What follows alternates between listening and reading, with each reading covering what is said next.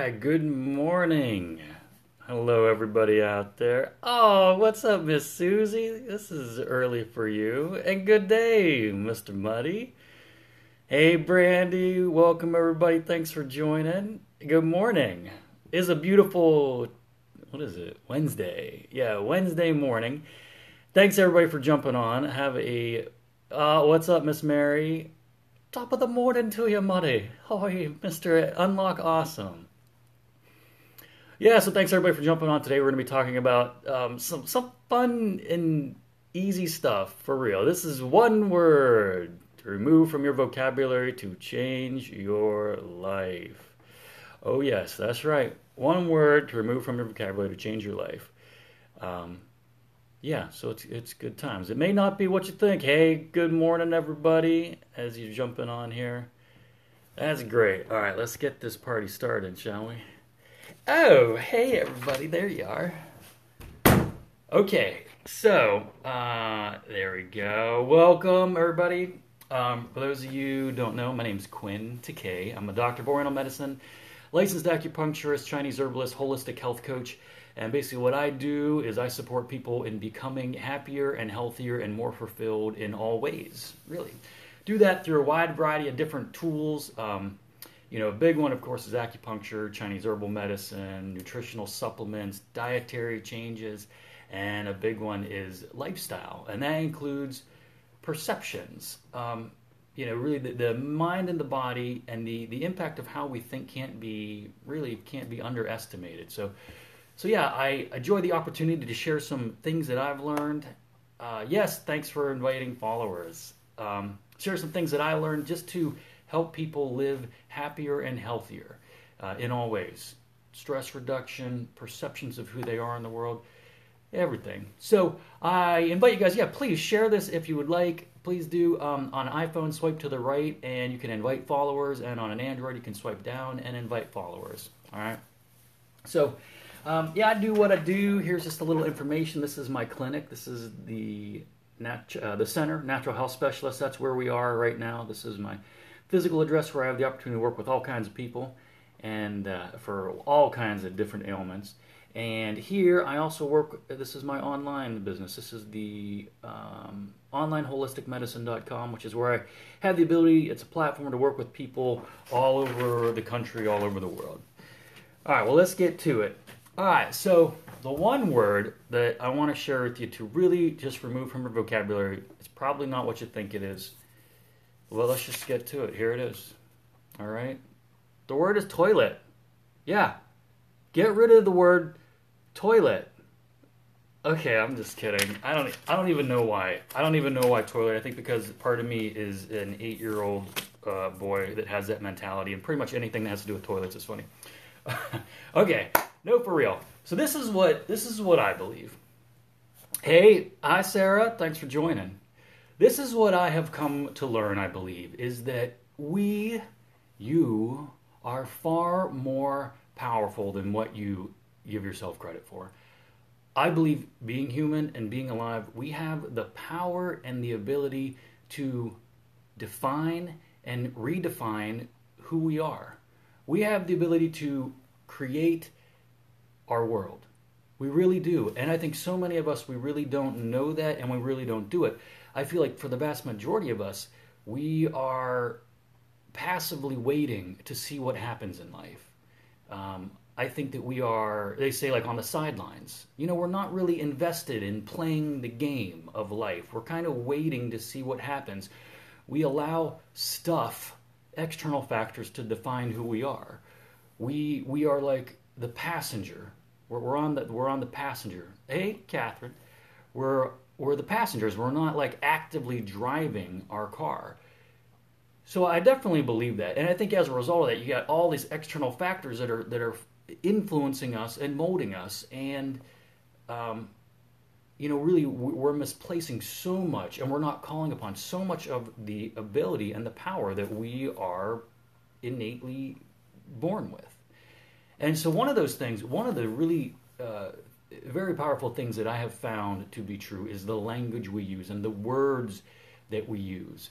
They are powerful. Words we take what is in us and we bring it out into the world. The Word. The Word has been used in all kinds of religions as a powerful and creative force. The Word. So the words that we use, they really, really influence and define how we perceive the world, how we think of ourselves, what we're capable of. They define and shape and influence our reality. They're a reflection of our reality, and they also define our reality. So, to break it down, the one word, for real this time, that I encourage, that I invite people in my office. You know, in my office, I spend a lot of time really, we talk, I learn about clients, but I really hear their language and how do they structure their world and their reality, because a lot of times it is that structure. It is the relationship to themselves, to their own lives, that often can lead to physical ailments and pathology. It's very important to bring light to. So one word, I encourage people really to be very aware of how you're using this word. Dun, dun, dun, dun, dun, dun, dun, dun, dun, dun, dun. You like the drama?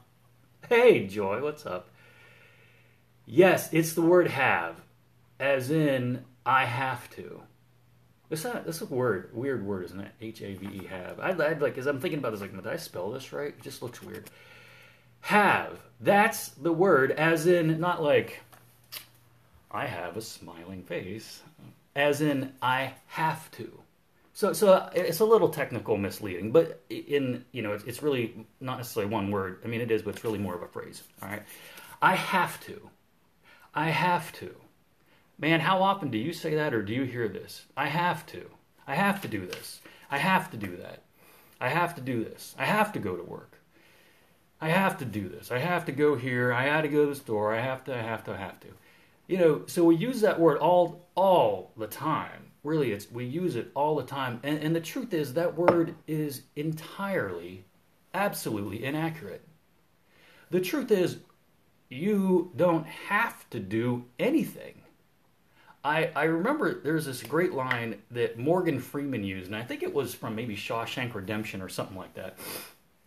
It was Morgan Freeman for sure. I just remember this. And somebody's like, well, you have to do this. And he's like, I don't have to do nothing but stay black and die. I'm like, oh, snap. You know, that, and honestly, that's accurate. The truth is, we're so full of the things that I must do, I'm required to do, things I have to do. But the truth is, you don't have to do anything but die. And I promise that'll happen. I think. You know, for example, we say, well, I have to go to work. The truth is, you don't. You don't have to work. Well, I have to have a house. You don't. You could have an apartment. You could have a tent. You could be outside. People are homeless. They live. Well, I have to, do this responsibility for my boss. You don't. You don't have to. So what have to does, what that does is the energy behind I have to, it's very limiting. It takes away our freedom. It takes away our autonomy. Have to, it displaces your power. All right? It removes you from reality. Because the truth is, you don't have to do anything. You don't have to work. You don't have to pay for your car. You don't have to pay your mortgage if you don't want. You really don't. I mean, there's always choices and there's always consequences, but the truth is you don't have to do any of that. You know, so it removes us from reality. It takes away power. It takes away our freedom. It takes away our choices. The words have to. Thank you. I am doing this from Raleigh, North Carolina. Hi, everyone around the world. Have to, it propagates a slave mentality. You have to. You have to, get to work.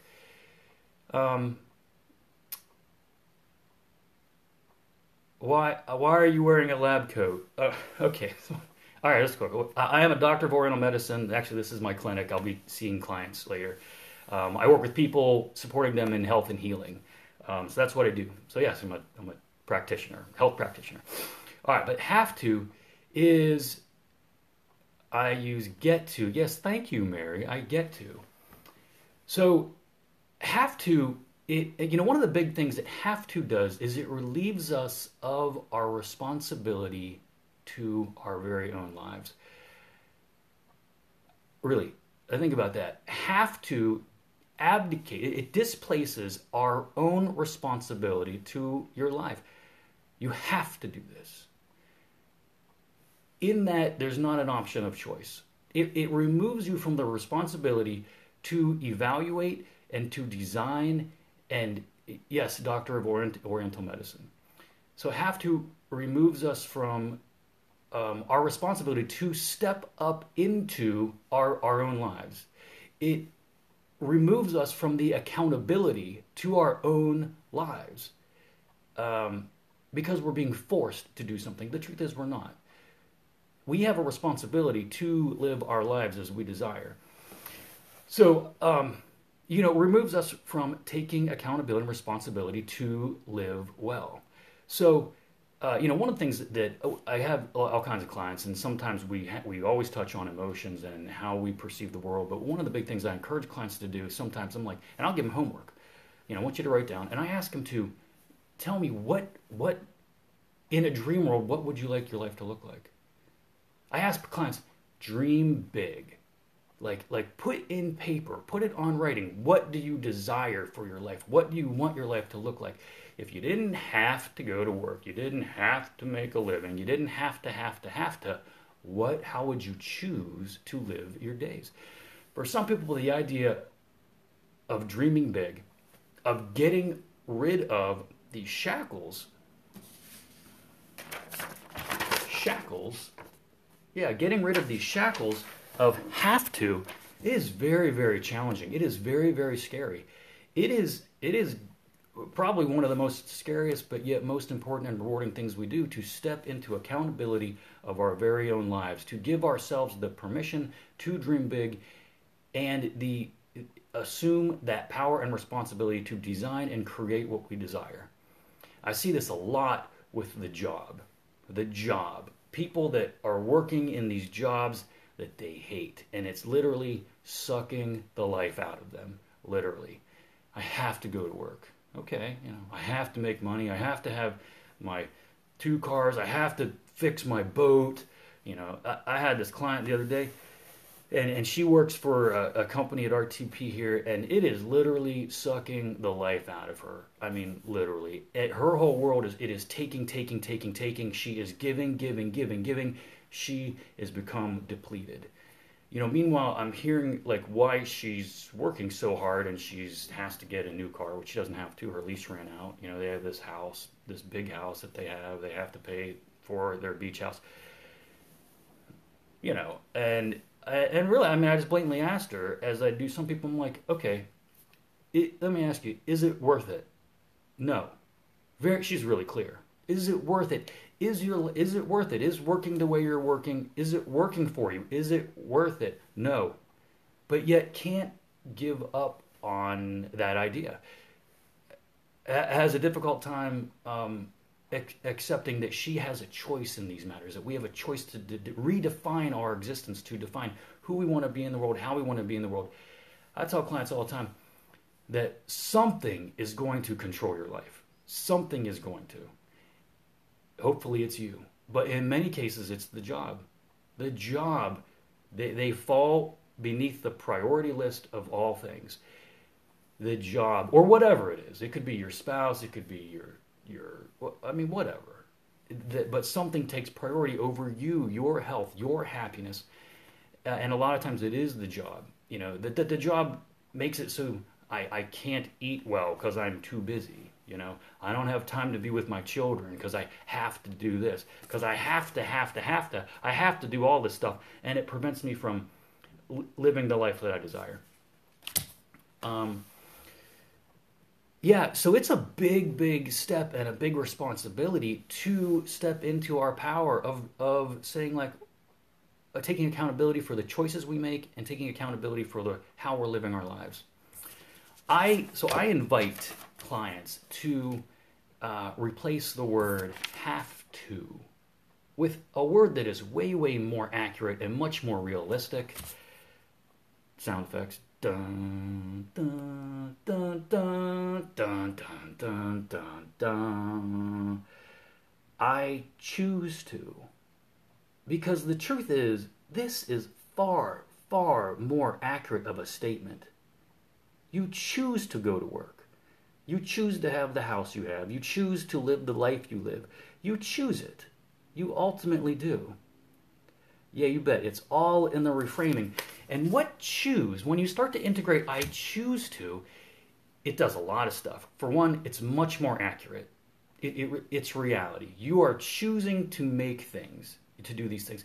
Another one, it's empowering. You're not confined as a prisoner and a slave. You're not put into a box. You have to do this. You have to do this. It's empowering. I am choosing to do this. Maybe I still hate my job, but at least I'm choosing to go. It's my choice. I'm choosing to go. It also reminds us of our responsibility to ourselves. That everything that happens is because we ultimately choose it to be so. And it reminds us of the responsibility that we have to ourselves and to our own lives to live it as we can. It reminds us of the responsibility we have to create our existence. It reminds us of our responsibility that we are living in a way that we have participated in, that we have consciously or unconsciously played a role in and design. And it reminds us that we can also choose different if we desire. We can choose to do it different. I don't have to do it one way. Have to. I don't have to. I can choose to do it this way, and I can choose to do it a different way. I can choose to recreate what I want. I can choose to completely redefine who I am.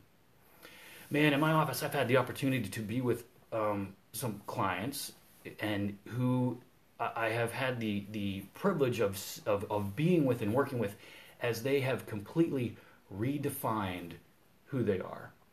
For example, one beautiful, beautiful woman. She was in a marriage that wasn't working for her. And stories like this happen all the time. They really do. She was in a marriage that just wasn't working. She didn't even know she had a choice to have an opinion that was different. She didn't know she had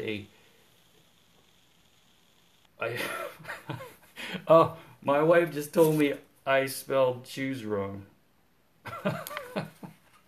Oh yeah, maybe so. Alright, so obviously spelling's not maybe my forte. Thanks, honey.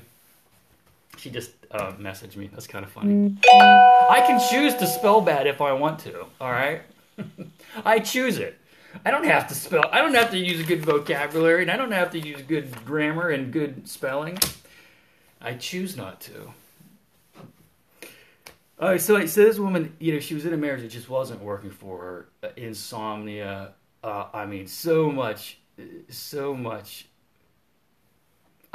Okay, yeah. Thank you, Brandy. Kind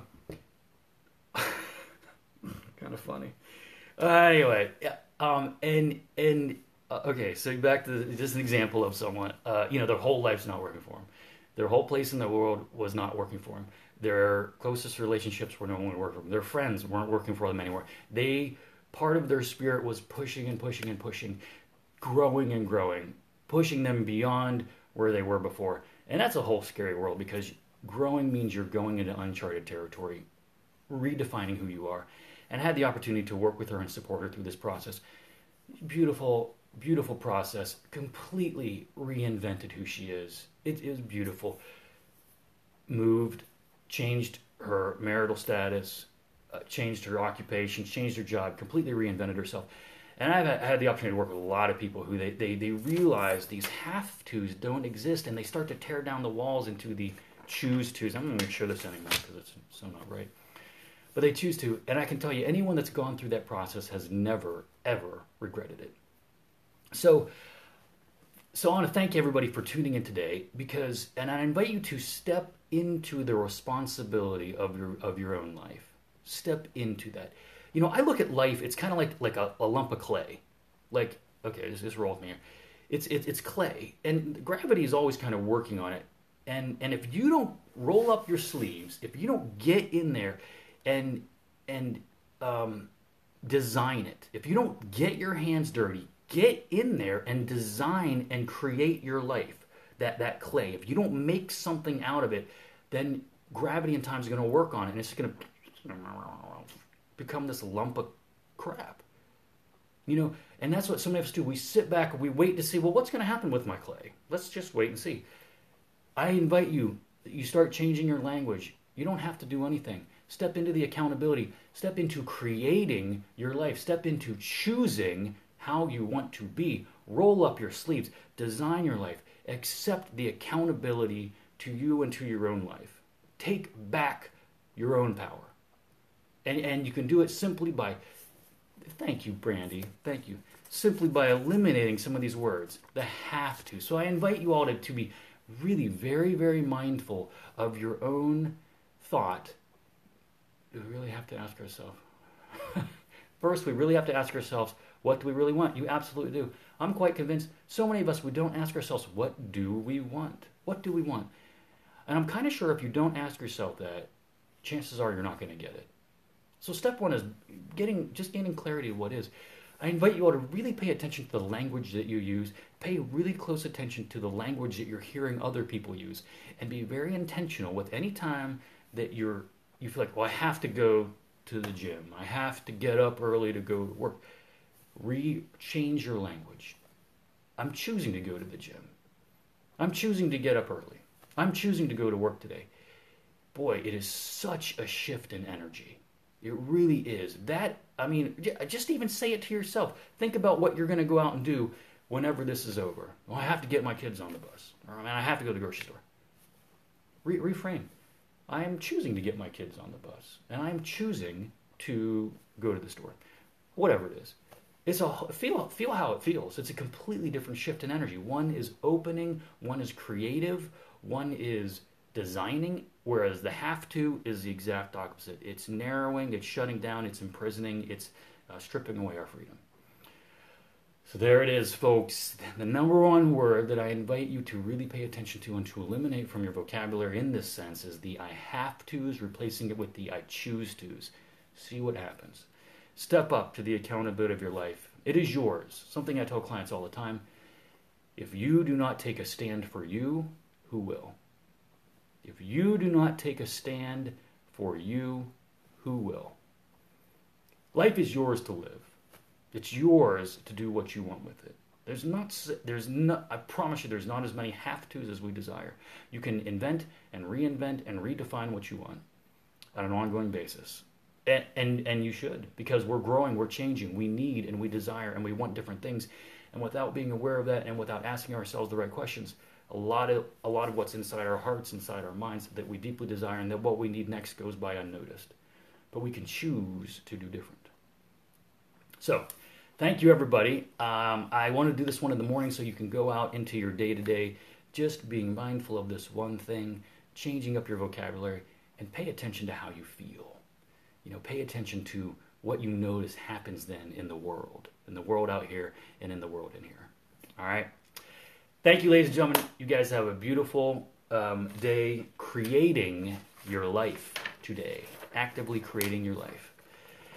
I got this today, ladies and gentlemen, was removing the one word, I have to, from your life to change your entire reality. Yes, my wife, thank you. I would invite you to choose to do laundry. Thank you. That would be great. Thanks, everybody. Okay, you guys have a great day. All right.